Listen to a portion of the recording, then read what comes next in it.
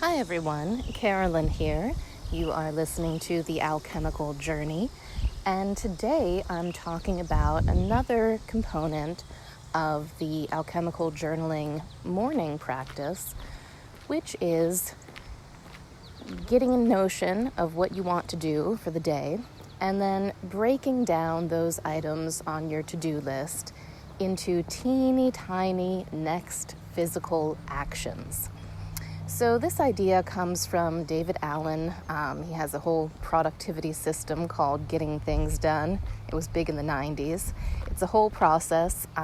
Every once in a while, I go through the whole process myself to refresh my awareness of everything that I need to do. But a lot of times I go long stretches where I'm just sort of weaving in and out of the moment, and all I really need to do is think about, all right, what is my aim for today, and then break that down into teeny tiny next physical actions. So why break down my to-do list into teeny tiny next physical actions? Well, the reason is that most things that we humans have to do sound simple enough when we write them down as like, do this.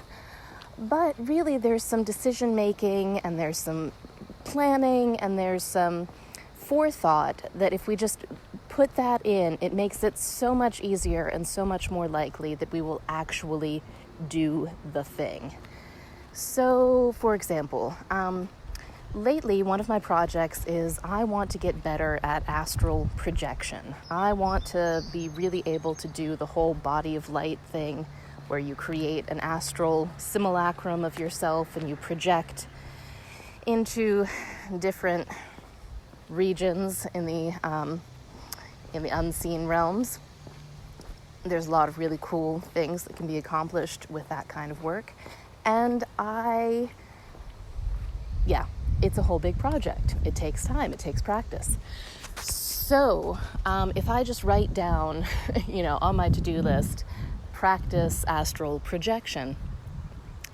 Well, what does that mean? When it comes time to practice astral projection, well, first of all, how will I even know it's time to practice?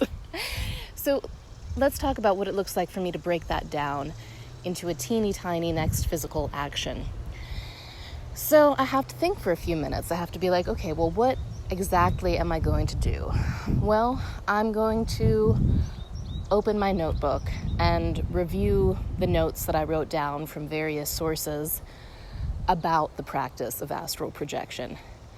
Then I'm going to close myself in my bedroom for 30 minutes, and I'm going to do that at 1 p.m. while the babysitter is around, so I have that freedom.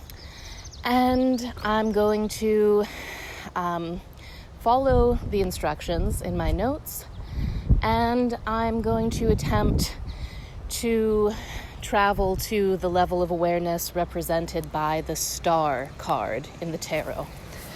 And that's my plan. That's my plan for practicing astral projection today. So I would write down those tiny steps, or at least the first one, to remind me. So the first one is open notebook, review notes on astral projection. I would write that down. So here's another example. I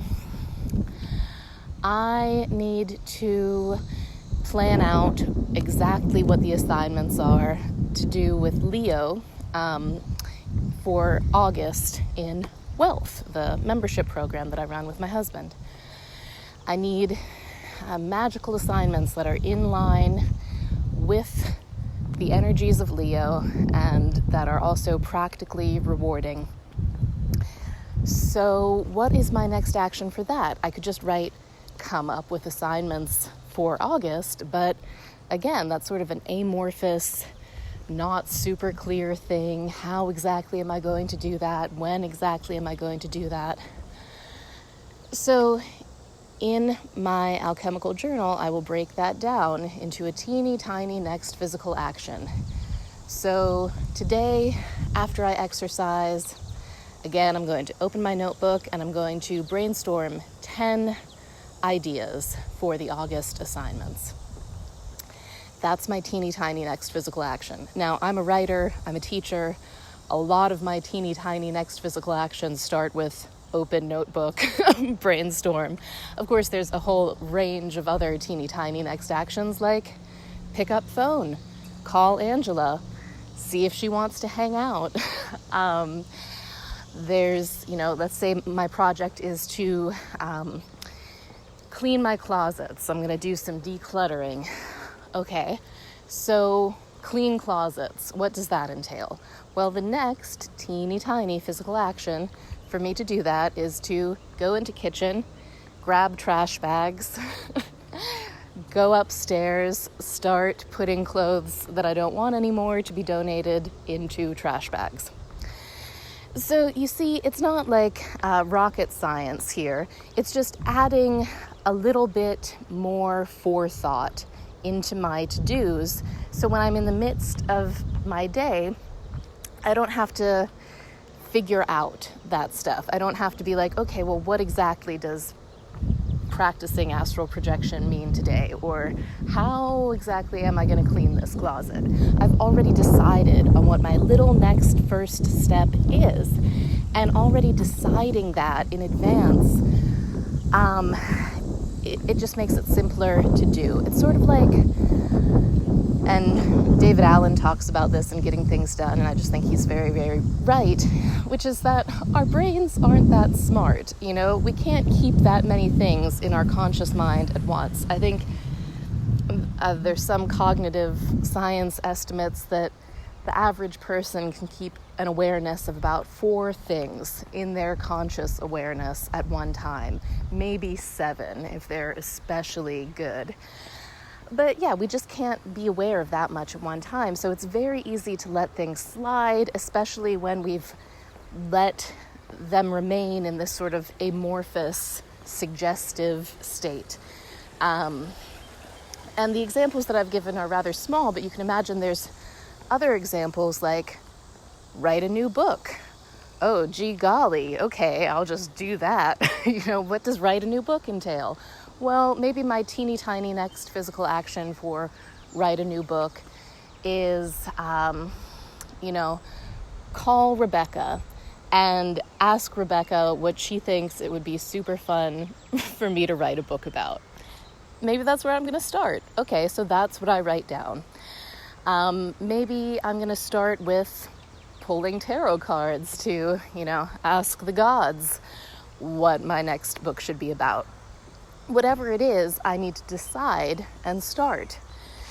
So when we give ourselves these sort of clear, direct, very physical instructions, it's like we're programming the little meat robots that we are to go ahead and do the thing.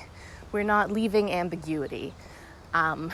We are just making it easier in the moment to know and not get bogged down in thinking because we're doing the thinking in advance. So that's the logic of breaking down our to-dos into teeny tiny next physical actions so we can actually accomplish them. There's more in connection to this, but I think that this is, good for today. So again, I encourage you to undertake the practice of keeping an alchemical journal. And soon I will be talking about, I'll be talking about the evening practice of the alchemical journal, although I sort of already outlined it in the little audio on keeping an alchemical journal. I'll be talking more in depth about the evening practice of it, and I'll be talking about how we can really, really commit to it and really renew our word with it when we forget, with a renewal of our word ritual. Okay, I guess that's it for today. Thank you for listening.